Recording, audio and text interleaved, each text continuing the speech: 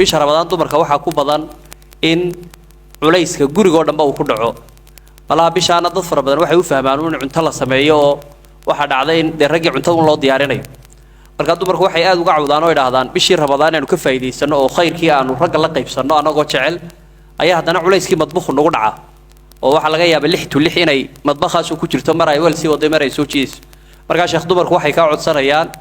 bal bisha Ramadaan sidii aan uga faa'iideysan lahayn quraan akhriska iyo cibaadada iyo salaada annagoo haddana laga maarmayo shaqada guriga wadnaa bal arrinkaas sheekh leeyahay soo fajinaya afiiduna wajazaakallahu khayran qaaliya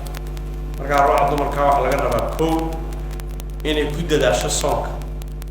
yani qofka muslimka inuu bisha soomo waayo soonkii markuu soomo maalintii iimaan iyo ihtisaaba wafir lahu ma taqaddam wuxuu ku dadaalayaa soonka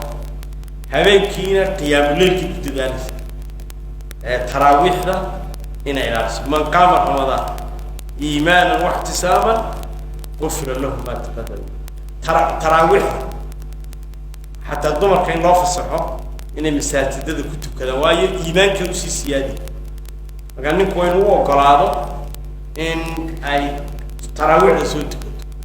إذا أقل كلمة بيسكت شوكته وعماش هو وين السماء إن الصدقة بس رسولك عليه الصلاة والسلام أجود ما يكون في رمضان ما الله ربك رمضان يكسبه وهو هيبه وبحني marka sadaqadu waa cajiibo dambigaagi oo dhan buu Ilaahay ka dhaafay sadaqadana ku dad sheegi kala quraanka kariimka inay akhriyaan maadaama ay daahir tahay ee quraanka kariimka way akhriin karaan waa fursad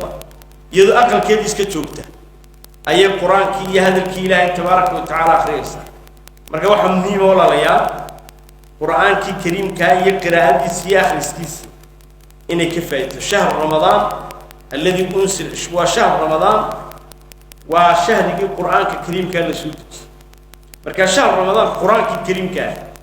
هذا السورة قلت هاي مرة ما يسوع أما ده إن بضم بين يحدث توين كيف يدسوا إن قالت هاي وبش القرآن قبل يحدث